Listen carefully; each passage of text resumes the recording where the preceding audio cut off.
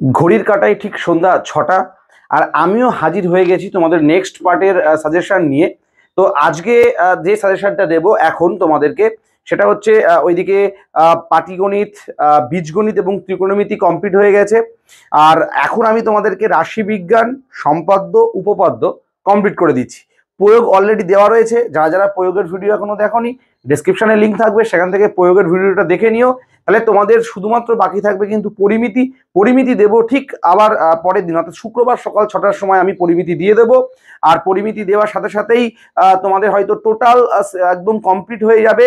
আর ঠিক দুপুর বেলার দিকে আমি আর একটা ভিডিও দেবো, যাদের যাদের কনফিউশন রয়েছে বিভিন্ন অঙ্কে, বা যদি পরীক্ষার হলে অঙ্ক কমন না আসে সেই ক্ষেত্রে আমরা কি করব, তখন এই সমস্ত কিছু নিয়ে কিন্তু একটা ভিডিও থাকবে। তো চলো তাড়াতাড়ি করে দেখে নিই যে রাশি বিজ্ঞান থেকে তোমাদের জন্য কি কি অঙ্ক আমি সাজেশনে রেখেছি, আর এবং সম্পাদ্য এবং উপপাদ্য বা এবছর কি আসতে চলেছে সমস্ত কিছু ইন ডিটেলসে বলছি। তোমরা তাড়াতাড়ি করে শর্ট আউট করো এবং তাড়াতাড়ি করে অঙ্কগুলো কিন্তু করে ফেলো। আর একটা কথা বলবো, সাজেশন নিয়ে পরীক্ষা দিতে যাচ্ছ, রিস্ক কিন্তু একটা থেকেই যাবে।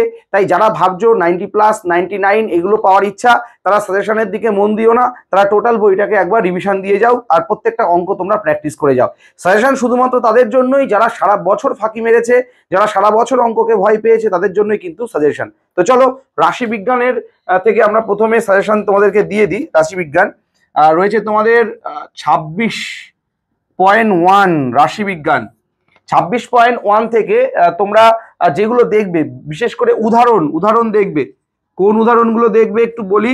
26.1 উদাহরণ দেখবে তোমরা 8 স্টার মার্কিং উদাহরণ, 9, তারপরে 11, 12, 13 উদাহরণ থেকে 8, 9, 11, 12, 13। আর অনুশীলনী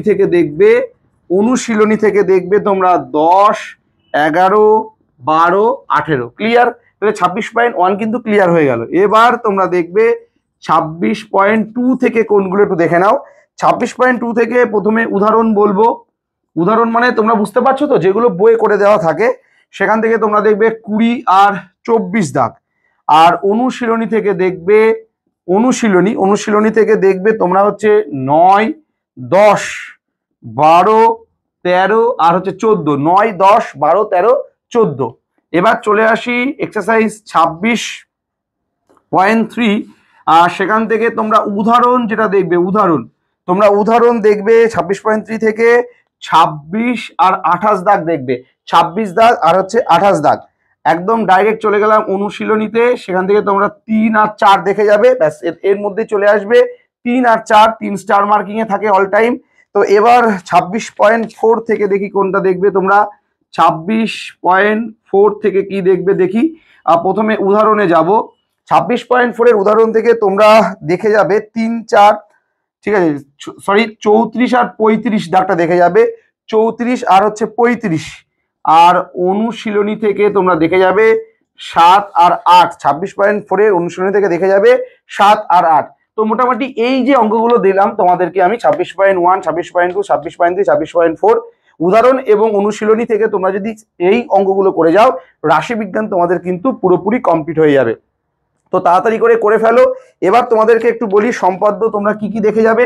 এটা মুছে দিই। সম্পাদ্য কি কি দেখে যাবে দেখো। তাহলে তোমরা এবার যেটা দেখবে সেটা হচ্ছে সম্পাদ্য তোমরা প্রথমেই দেখবে মধ্য সমানুপাতি নির্ণয়। যত রকমের মধ্য সমানুপাতি নির্ণয় আছে তোমরা সেগুলো দেখে যাবে। তাও বিশেষ করে কোনগুলোতে নজর দেবে একটু বলি। √21, √33, √29, √13। তোমরা এই কটা দেখে যাবে। √21, √33, √29 আর যাবে √13। এই কটা মধ্য সমানুপাতি দেখবে। আর এর সাথে অরে আমি রেখেছি যে একটা সমকোণী ত্রিভুজ যার অতিভুজের দৈর্ঘ্য হচ্ছে 9 সেন্টিমিটার, তাহলে ওই ত্রিভুজের একটা অন্তর্বৃত্ত অঙ্কন করতে হবে। তো এরম টাইপসের কিন্তু তোমাদের দিতে পারে, অর্থাৎ লিখে রাখি এখানে অন্তর্বৃত্ত। তো এটা কিন্তু দেখে যেও।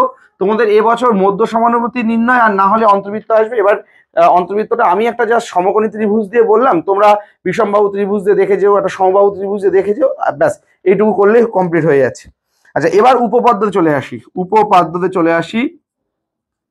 উপপাদ্যতে তোমরা কোন কোনগুলো দেখে যাচ্ছ একটু বলি। আমি তোমাদের মূলত 4টি উপপাদ্য বলবো, আর যারা আরো একটু দেখে যেতে চায় তাদের জন্য 5টা বলবো।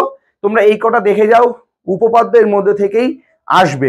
তোমাদের প্রথমে বলবো পেজ নাম্বার 123, 123-এর উপপাদ্য নাম্বার 34, উপপাদ্য নাম্বার 34 দেখে যাবে কি আছে, ওই সেই কেন্দ্রস্থ কোণ বৃত্তস্থ কোণের দ্বিগুণ।